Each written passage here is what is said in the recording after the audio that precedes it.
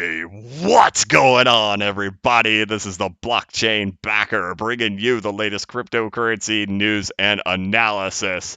And today we're taking a look at the cryptocurrency market. And I do have some updates for you in regards to Ripple and XRP and some of the issues that I was very stern about. I will actually still take a few days off to have some time to myself and kind of let a few more things play out in this whole scenario going on with Ripple and with XRP. But I voiced some very strong concerns I had about the SEC charging document and the accusations that the SEC has about Ripple. And well, I voiced those pretty strongly, and I certainly stirred the pot. It certainly made a few people angry at me. But you know what, man? This channel has been built on me being honest and straightforward. And you know what? Sometimes I got to take it on the chin whenever I say what I'm really feeling, whether or not I think the price is going to fall, think the price is going to go up. Taking it on the chin and being honest and being straightforward with how I'm feeling about what's going on in this market, I believe has contributed to a lot of the success that goes on here. It was something that was truly eating away at me. So we're going to talk a little bit about that. I'm feeling a little bit better about the whole situation because finally I do have some information regarding the serious concerns that I had. Could not find information out there. I went to a lot of different content creators to try to get that information delivered to me to say, hey, can somebody please explain this stuff to me? My videos were getting more and more toxic out of me over the several day period, just voicing, dude, there's really bad stuff in here, and I just wasn't seeing anybody talking about it on Twitter. I wasn't finding any videos from other content creators that were really diving into what the true problems were in this SEC charging document from the SEC with accusations about Ripple. Like I mentioned in my videos, like I've mentioned in my tweets, these are just accusations. There is no evidence of it at this point, and Ripple absolutely has the right to defend everything that is stated in there, and they are innocent until proven guilty. The thing that's been frustrating me is getting zero information out of Ripple since Christmas time, and it's been eating away at me that they haven't said anything, and I couldn't find any content really addressing the really bad problems. So I posted a really long tweet thread over on Twitter yesterday, kind of expressing where I'm coming from, because there seems to be a misconception that I'm some bad guy, but that's not what I'm trying to do. And I think it's important that I at least read this to you so you can hear it come from my voice. In yesterday's video, I considered those issues as the real issues in the SEC's accusation. And it's just that, an accusation by the SEC.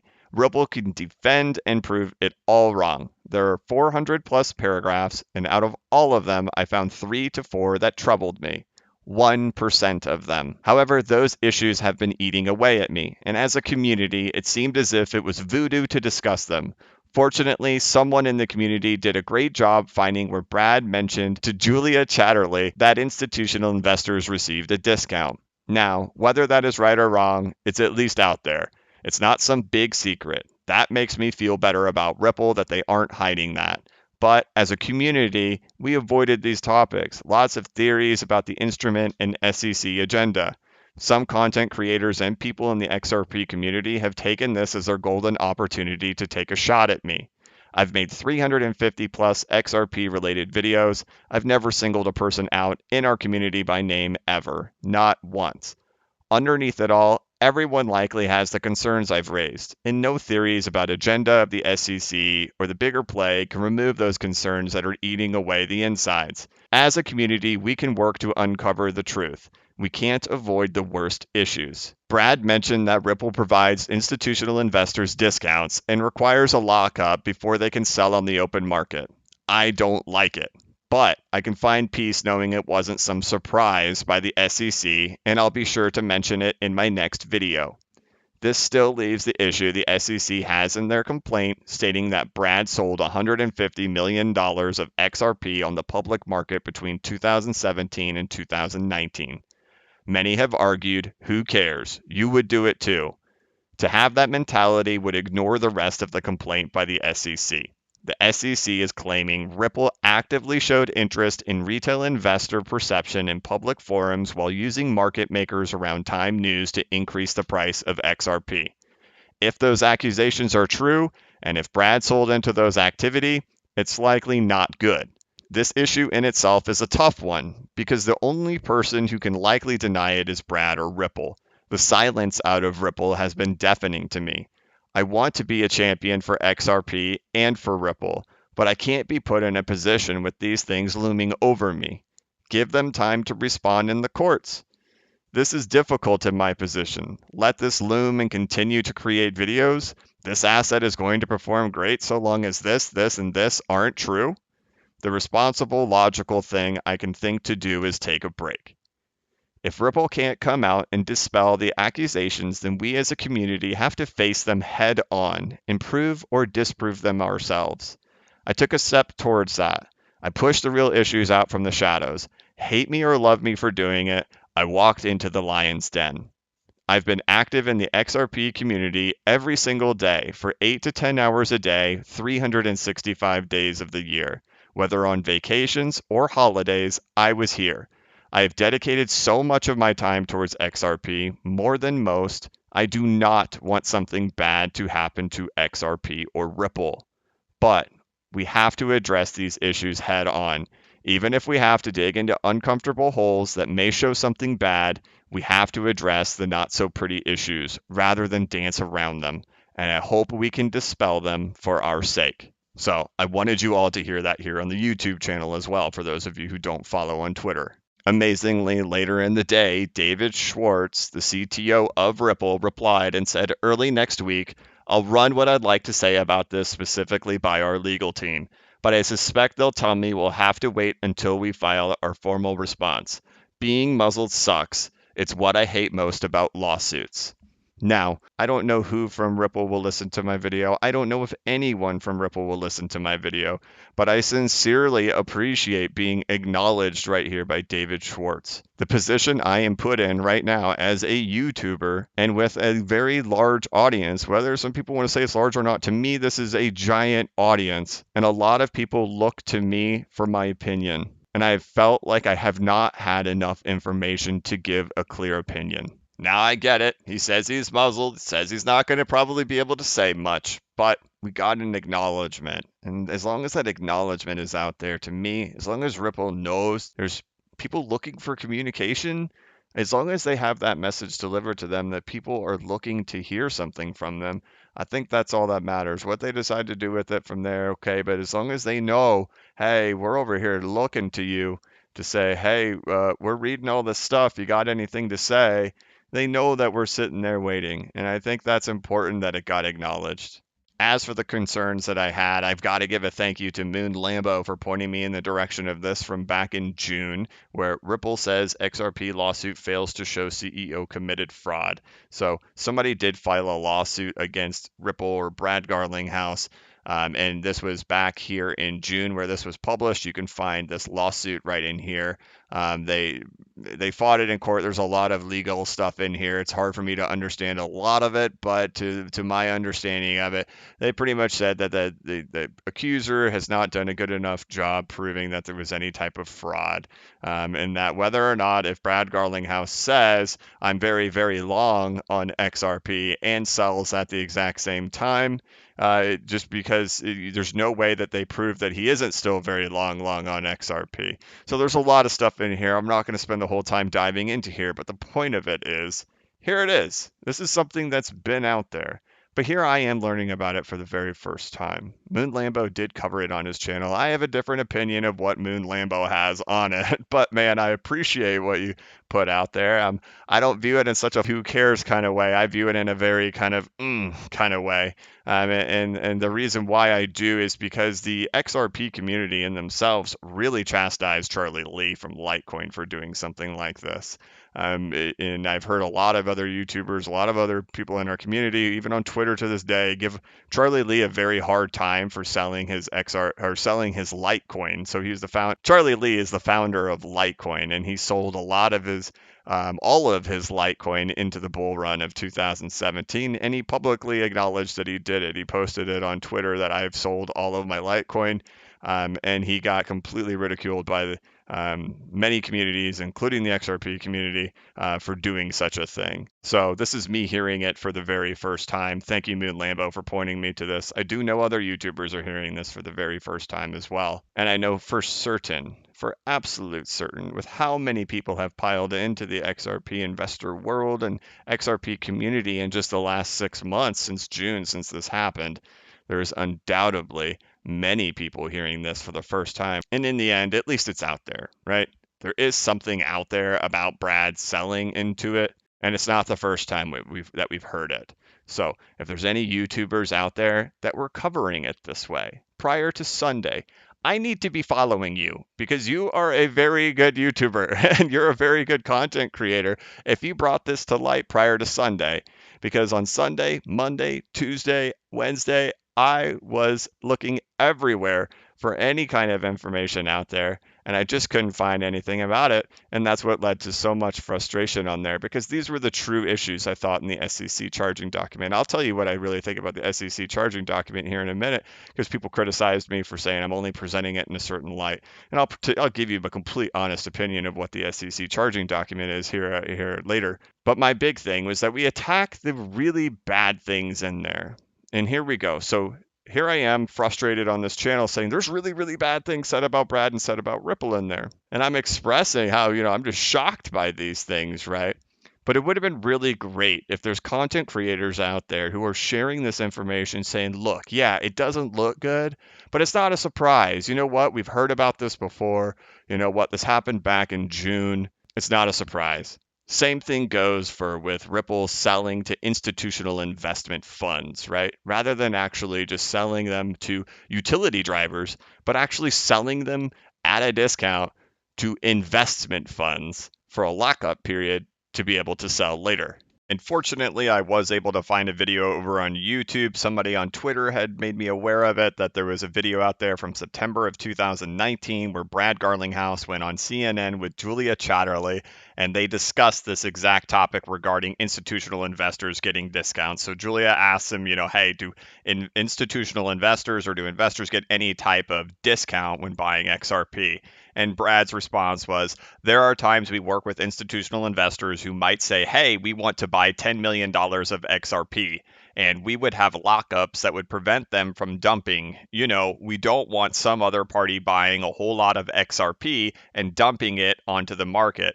And so we would hypothetically have restrictions on what they could sell and or how often, and usually that is based on volume in the market. Julia responds, yeah, so you might give it to them for slightly cheaper, but you might say, hey, you're not allowed to sell it for 6 months or let's say a year. And he responded, yeah, correct. That's basically correct. So I'm always terrified to play videos back on my YouTube channel. I never do it. I'm not going to do it today, but you could see All In XRP has this over here on YouTube. You can go check out his channel to check out this information. But that was the best I could do to try to give you as close as possible to quoting them and what they did say there. So there you have it. That's the information. We have it out there, right? We all know that they do it now. I think a lot of times in this community, the narrative is that they're only selling XRP to people who are going to be utility drivers and not selling it to investment funds that have a lockup period of less than a year or right at a year, assuming that the accusation is true from the SEC. But we can't assume, right? We don't know. We have to wait until they come out and either have some type of evidence that it's not true or it is true or confirm or deny or whatever. All we have is that video right there with Brad saying that and the accusation by the SEC, stating that Ripple made many of the XRP institutional sales at a discount from XRP market price. At least 7 of the institutional investors, including some described below, bought XRP at discounts between 4 and 30% to market price. The agreements governing Ripple's institutional sales typically provided no restriction on the buyer's ability to resell XRP, provided only brief lockup periods during which the investor could not resell its XRP of typically 3 to 12 months, or limited the buyer's ability to resell quantities of XRP that could potentially lower XRP's price. I think it's pretty unfair for them to say provided no restrictions on the buyer's ability to resell when there's clearly restrictions there. But in the end, the restrictions were 3 to 12 months or not lowering the price. So I don't know what any of that could really mean. Do you? If you think about it, you could sell as much as you want as long as the price was going up, or what does it really mean? I have no idea. Most likely a percentage of volume. And well, as long as there's a high, in the way I interpret that, as long as there's a high volume event, you can probably unload quite a bit as long as there's high volume going on in the markets, like what we just witnessed recently. There's a lot of volume in the market. But based on what the accusation says right there, and based on what Brad says in that interview, we can assume that it's something along those lines. Institutional investment funds can buy XRP directly from Ripple at a discount. And then at some point, we have seen the information out there now, thanks to Moon Lambo for giving me that link and covering it in a video of his, that there has been some information out there hinting that Brad has sold on the public markets at some point. But boy, was it driving me nuts that I felt like, and whether it was right or wrong, and if it felt like I come off harsh, I apologize. I'm not here to upset the community. I'm here to get the information out there so we are all aware and we can all make our own educated decisions with as much information as possible, and not information that is just painted and spun into a certain limelight, but to make it look exactly like what it is. Here's the information, I'm delivering it to you, and now you can decide what to do with it. So I want to give content creators the opportunity to have their voices heard, give them some exposure. And I would like, when I post this video over on my Twitter page, I would love if you could comment on my tweet and point me to content creators that covered these topics that have been eating away at me. And as long as they covered it before Sunday, so I really started to kind of voice my issues that I couldn't find any information on it prior to Sunday. If you have content creators that specifically tackled the issues and delivered fair analysis and fair news on it, I want to find them, I want to subscribe to them, and I want to shout their channels from the rooftop on my Twitter and on my YouTube page. So I don't care if they're huge YouTubers and they covered it. I don't care if they're small YouTubers and they covered it. I want to post them, and I want to follow them on Twitter too. Obviously, I still have the Bitcoin price chart here on the screen. So Bitcoin closed out its year. We'll take a look at the yearly candles with a big, massive green candle breaking up into new all-time highs, closing at a little bit, just about a little under $29,000 as the year of 2020 has ended. Welcome to 2021. 2020 was just a nightmare from start to finish, and hopefully 2021 is going to be much better for all of us. As for our expectations in regards to what would happen with Bitcoin throughout the year and throughout, after all the crazy stuff happened back in March, the expectations were that we would eventually get breaking up into new all-time highs. The big question was whether or not these altcoins would go on the ride with it, and that if Bitcoin would have to fire up into, the $50,000 range or not before we saw any huge action out of the altcoins. At this time, the scenario is looking way more likely, at least at this time, without a huge pullback in Bitcoin, that we're leaning more towards the one altcoin season kind of scenario. Now, if we can get some type of big pullback out of Bitcoin sometime soon, then then maybe that it is still actually possible. But right now, it's still really looking towards like Bitcoin might continue going higher, and we only have one alt season.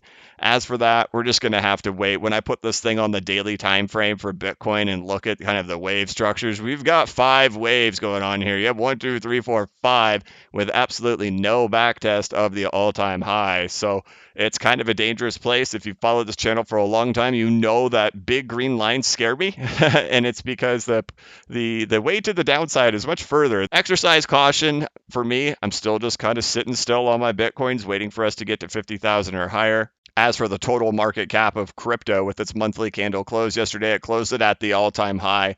At a point today, we actually were a little bit above the previous all-time high set back in 2018 for the entire market cap of cryptocurrencies. Meanwhile, the total altcoin market cap still kind of sits here in this 50%, between the 38.2 and the 50% retracement range of the 2018 bear market. Now, it's not unusual to see it there because we have seen that exact thing happen previously when we look back here in the past, that we had this exact same kind of run up, the exact same kind of stall out right here before it ended up firing up and breaking into all-time highs, which would make sense because it would be a catch up to what Bitcoin is doing, now being 50% above the previous all-time high. One of the big concerns here is when we look at the Ripple XRP price chart and we look at it in relation to the total altcoin market cap, like we were just saying, the altcoin market cap is up battling in this area between the 38.2% and the 50% retracement zone. XRP has now taken a big fall, and it has deviated away entirely from what the total market cap is doing. So there's things to talk about here, especially because we had our monthly close. There's a couple of dangerous things that are happening here on the XRP price chart, and let's talk about both of them. One of them is obviously our 30.5 cent price level that we've been talking about for several months at this point. We're able to break out of it. We got a monstrous break out of it, and then we get hit with an SEC lawsuit, and well, we lose it and we close below it. Not only is it bad that we've closed below 30.5, and in optimism, from a technical standpoint, it's bad, right? So it's bad from a technical standpoint because we've lost all of our structures that we've done from 2017. This was 2 years of perfect structures, 2 years of just nailing it perfectly in regards to following how this market played out previously before going on a bull run. And then not only that, as it was sitting here in this structure, that's the exact same place where it was sitting during the 2017 bull run as Bitcoin broke into its all-time high. So there's that, right? So there's the problem that, hey, we've lost the 2017 structure for the XRP price chart. We've lost the 30.5 cent resistance level and did not find a support on it yesterday. So the hope was that it could somehow come back here and this would just be a massive epic shakeout with still a closing above 30.5 cents. The candle closed late yesterday, obviously at the end of the day. When we closed the year, we closed the night, and well, it didn't close above 30.5 cents. Not only that, it printed a bearish engulfing candle, a massive engulfing candle. So, whew, it's just been a rough blow, right? So one of the things for me is saying I see all these things technically happening really bad. We're losing the 2017 structure. We're losing the 30.5 cent price structure. We have to close the month above it. And well, here we go. We didn't close above it. So it's like taking a big, huge step back. And then the problem is we still have uncertainty, right? We're only 3 days away from exchanges. I believe January 4th is when we starting to see these exchanges starting to delist XRP as a trading pair here in the United States. So there's not much time, right? So that was a sense of urgency for me in regards to getting information regarding the entire picture, not a painted picture. I didn't want a spun picture. I needed the whole real picture because when I come onto this channel, I try to be open, honest, and deliver everything as honest as I can. Right now, me sitting here telling you, that's a bearish engulfing candle. We just lost the 2017 structure entirely, and we've lost the 30.5 cent price zone. That is not easy for me to deliver to you. That stinks, man.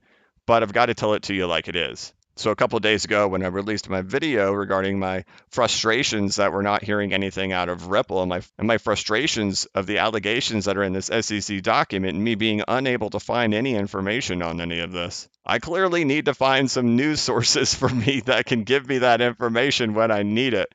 So by all means, like I said, please post on my Twitter the videos of the people who covered this prior to Sunday and covered the hard topics, the really, really bad topics. I want to follow them because I think it says a lot about somebody's character if they're willing to say the things that people don't want to hear. And sometimes, we in the world we always talk about how fake news this, fake news that, and in the end, all we all really want is real, honest, true news, right? We want it delivered to us honestly.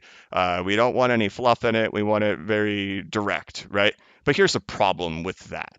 Because even I've made so many videos where I just am super technical. I deliver like insane amounts of value in videos, and some of those videos are my lowest viewed videos. The ones that are not super targeted towards like specific things, but they're just a little bit more broad. They just don't get viewed as much, but they're also the juiciest ones. They're the best videos I put out, and some of those have the fewest amount of views. So it becomes a frustration thing as a YouTuber when you're trying to put out content that you want to grow your channel. You want people to like your content, and there becomes this fine line of, how should I deliver it and not impact it, right? I knew I would lose subscribers doing what I did the other day. I knew it. Before I posted it, I showed my wife. I said, I need to take a screenshot of how many subscribers I have because this thing's going to go down. I rarely do that. And while there may be frustration and upset at me in the short term. I really think it's going to be in the short term. Uh, Being honest and being direct and expressing what my concerns are have been the things that have helped this channel grow in the long run. It is insane how big this channel got. It's stressful almost to see how big this channel has gotten, because it wasn't like this just 2 or 3 months ago, right? I had like 30, 40,000 subscribers. Now it's at like 88, and it's absolutely ludicrous. But it was a lot of hard work. It was a lot of videos being published out over the course of a year, over 350 videos just in the last year and 2 months or so. And I always struck back on, what are the things that are really helping my channel grow? And the things that were always helping my channel grow were saying things that weren't popular to say. If I thought the price was going to go down while the whole market's going up, and me sitting there saying, look, I think the price is going to go down, I take it on the chin during those times, right? It's not fun. Nobody wants to hear that.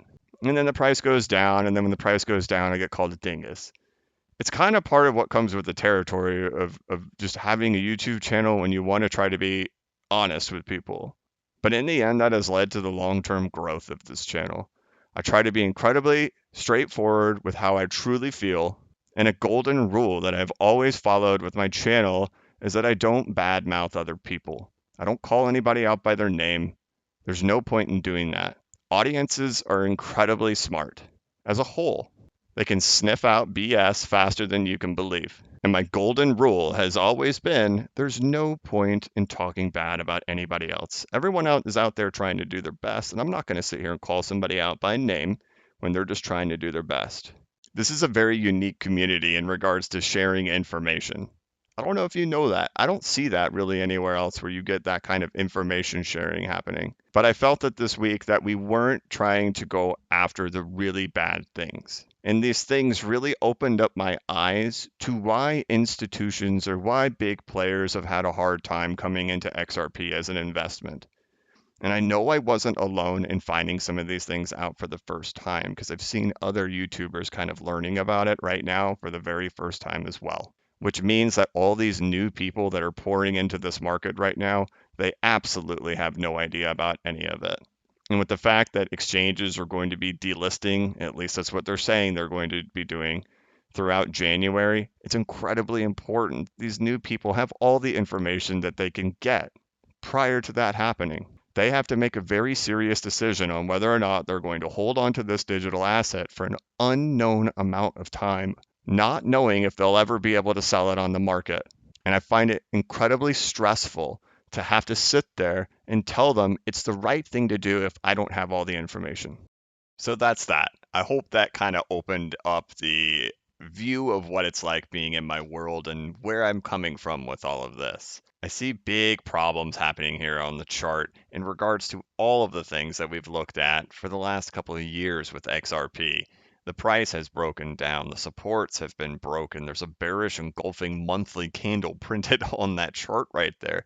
These things are scary right here in regards from a technical perspective, along with the exchange delistings at the exact same time. There is an urgency for all the information to be put out there for everybody to be able to make their own educated decisions right now. So we'll take this stuff off of here and we'll start at the drawing board. So, what is going on with XRP? And like I said, I am going to be taking a break here, but let's talk about some of this stuff right here. Hard to know right now. That's a huge bearish engulfing candle on the monthly time frame. So sitting here and picking what's going to happen here, I have to take a step back from it all and kind of wait for some more information to play out. The incredible thing about this market right now is that Bitcoin is in the all-time high. It's crushing it. It's killing it. It's up there over $29,000 right now. We've looked through the history of the chart, and you heard it even in that video right there that Brad Garlinghouse was stating himself, that XRP has a tendency to follow along with the rest of the market. And I fully agree with that. That's how it's been going. The big concern here is whether or not is there going to be the liquidity there for this asset at this point with the exchange delisting. So it's a unique situation, something I've never experienced before in regards to seeing coins getting delisted, and how do you chart something that's being delisted at the same time and a massive reduction in liquidity. In addition to that, any of the market makers that we're working on here at the time, are they still there or not? We don't really know. And more time can provide us more information to know, is there safety still in here? But if we just stick to technicals, right, and we say, well, let's look at the big picture, right? is there anything that can be said about this? And the thing is, it hasn't broken into new lows at this point. Not breaking into new lows, that's good. Obviously, huge losses, huge destructive stuff here. But then you have to also say, okay, the bad news has happened. The bad news has all occurred. Everything is devastatingly bad. Then what do we do? What do we look forward to as being bad? The things that we still have to look forward to being bad in January are the delistings of the exchanges, right?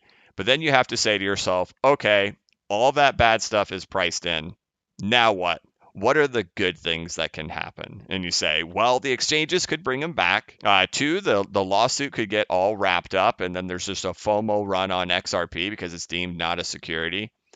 Three, that there's actually really good regulations that come out of this whole thing. And let's take a step back and talk about that for just a second in regards to the regulations that come out of this. I don't know if Brad Garlinghouse was selling a bunch of XRP on the open market. I don't know.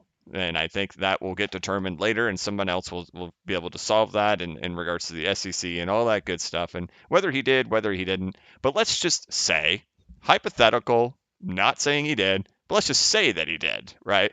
Ripple's a company that operates in the United States. It's been going on national television screaming for regulatory clarity, right?